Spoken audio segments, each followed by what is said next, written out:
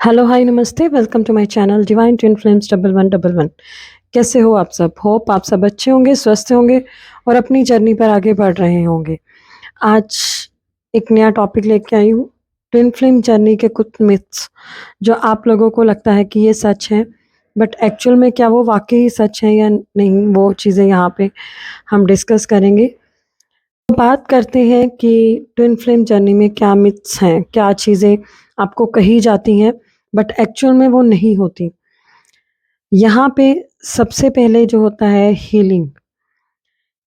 Healing हम लोग करते हैं, किस चीज़ की हीलिंग होती है?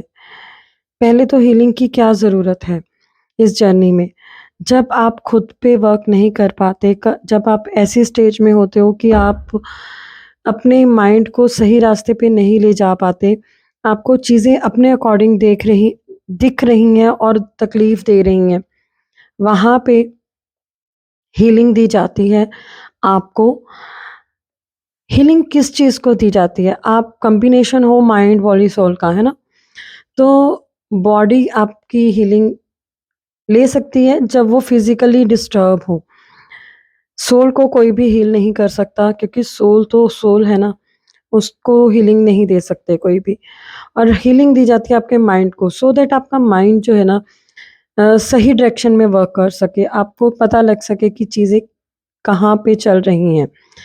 अब यहाँ पे मिथ क्या है कि अपने डीएम को हीलिंग दीजिए।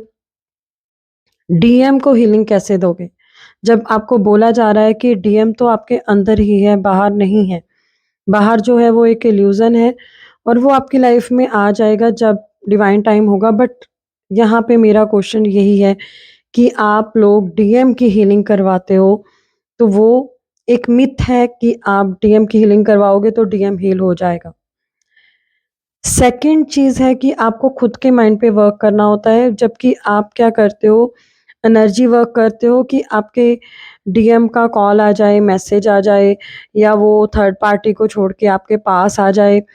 तो यहाँ पे आप एनर्जी वर्क करते हो। आपको सिखाई जाती हैं चीज़ें, मैनिफेस्टेशन सिखाई जाती है कि आप वो करो। ये सब मिथ है कि मैनिफेस्टेशन आपके डीएम के ऊपर वर्क करेगी। आप ट्राई कर लेना, आप जो सोचोगे आपके सामने आएगा, जो आप माँगोगे आपको मिल जाएगा। बट जहाँ पे डीएम की बात होगी, आप जितनी मर्ज़ी मैनिफेस्टेशन लगा लो कि आपका डीएम आपके सामने नहीं आ पाएगा। प्रॉब्लम क्या है? एनर्जी। आपने एनर्जी गलत डायरेक्शन में लगा दी। तो यहाँ पे सेकंड मिथ है कि अपनी एनर्जी डीएम पे ना लगाकर अपने पे लगाओ। थर्ड पॉइंट क्या है? आपका ऑलवेज़ क्वेश्चन आता है कि मेरा डीएम अवेकन हुआ क्या? क्या उसको इस जर्नी के बारे में पता चला? ये आपका क्वेश्चन ही एक मिथ को दिखा रहा है कि आपको ये जानना है कि आपका पर्सन जो है वो अवेकन हुआ या नहीं हुआ, या वो इस जर्नी के बारे में समझ पाया या नहीं। पहले आपने समझ लिया। अगर आपने समझ लिया है तो आपके अंदर ये क्वेश्चन ही ना होता कि डीएम अवेकन हुआ कि नहीं हुआ, या वो इस जर्नी को समझ पाया है या नहीं। आप समझ जाते तो आपके अंदर ये क्वेश्चन ही ना आता कि ये डीएम का भी ये जानना ज़रूरी है कि वो किसी सो कॉल्ड जर्नी में है। आपको उस चीज़ की गुंजाइश ही ना बचती कि आपको उनको समझाना है कि वो ट्विन फ्लेम जर्नी में है। जब तक आप उस किसी को समझा रहे हो ना कि आप ट्विन फ्लेम जर्नी में हो, दैट मीन्स अभी तक आप भी उस जर्नी को समझ नहीं पाए हो। ये क्वेश्चन ही आपके अंदर से खत्म हो जाता कि डीएम अवेकन हुआ या नहीं हुआ, क्योंकि आपका फ़ोकस उस टाइम अपने पे होता। आपका फ़ोकस आपके डीएम पे होता ही नहीं। आप ये चीज़ को देख लेना तो आपको समझ आएगा कि आपकी अवेकनिंग हो चुकी है या नहीं। आप डीएम की अवेकनिंग की वेट कर रहे हो, आप डीएम को ये सोच रहे हो कि वो जर्नी के बारे में समझ जाएगा और आएगा, आपको प्यार करेगा, समझेगा कि आप किसी पास्ट लाइफ में उसके हस्बैंड या वाइफ थे तो आपकी केयर करेगा, तो आप बहुत गलत चीज़ें सोच के बैठे हो। ऐसा कुछ भी नहीं होने वाला। हो जाएगा इससे उल्ट। वो पर्सन आपकी एनर्जी से भागने लगेगा, डर जाएगा कि इसके दिमाग में पता नहीं क्या खिचड़ी पक रही है। एक तरफ तो मेरा खुद का परिवार है, बच्चे हैं, इसका परिवार है, इसके बच्चे हैं और ये चाहती है कि ये सब कुछ छोड़-छाड़ के मेरे पास आ जाए। और ये मैं सब कुछ छोड़-छाड़ के इसके पास आ जाऊँ, वहाँ से वो फिर से भाग जाएगा और ट्विन फ्लेम जर्नी में आपके फिर से बैक गियर लग जाएगा। तो यहाँ पे आपको खुद को देखना है कि आप अवेकन हो या नहीं हो। आप समझ चुके हो कि ट्विन फ्लेम जर्नी क्या है? नेक्स्ट है टीचर।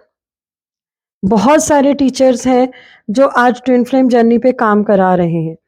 पर ट्विन फ्लेम जर्नी में एक्चुअल में वर्क कहाँ पे करना है, कैसे करना है, ये कुछ नहीं बता रहे। आपको हीलिंग्स बोली जाती हैं, आप करवाते हो, पास्ट लाइफ बोला जाता है, आप पास्ट लाइफ करवाते हो, आपको इनर चाइल्ड बोला जाता है, आप इनर चाइल्ड करवा लेते हो। कभी सोचा है कि इतना कुछ करके, इतना पैसा देने के बाद भी आप चेंज क्यों नहीं हुए? क्योंकि आपने तो कुछ किया ही नहीं। एक पेमेंट की और बस आप आराम से बैठ गए। मैं यहाँ पे एक रेकी हीलिंग को रिकमेंड ज़रूर करती हूँ कि रेकी हीलिंग से आपके इश्यूज़ ठीक हो सकते हैं। बट सिर्फ़ आपके ऊपर वर्क किया जाए तो। अगर आप सोचो कि पास्ट लाइफ़ कोई और आपका हील कर देगा, कैसे कर देगा? उसको आपके प्रॉब्लम्स ही नहीं पता कि आप कहाँ पे प्रॉब्लम में थे। आप लोग मेरे से भी क्वेश्चन करते हो, मैं सिर्फ़ अपना कैटलॉग भेजती हूँ, आप वहीं पे चुप हो जाते हो। रीज़न क्या है? इतना मैं अमाउंट रख रही हूँ कि आप लोग आओगे ही नहीं करवाने के लिए। आप बोलोगे मैम का दिमाग खराब है, इतनी पेमेंट कैसे होगा आपका पास्ट लाइफ हील जब मेरे को आपके प्रॉब्लम्स ही नहीं पता? आपके प्रॉब्लम्स आपको पता है।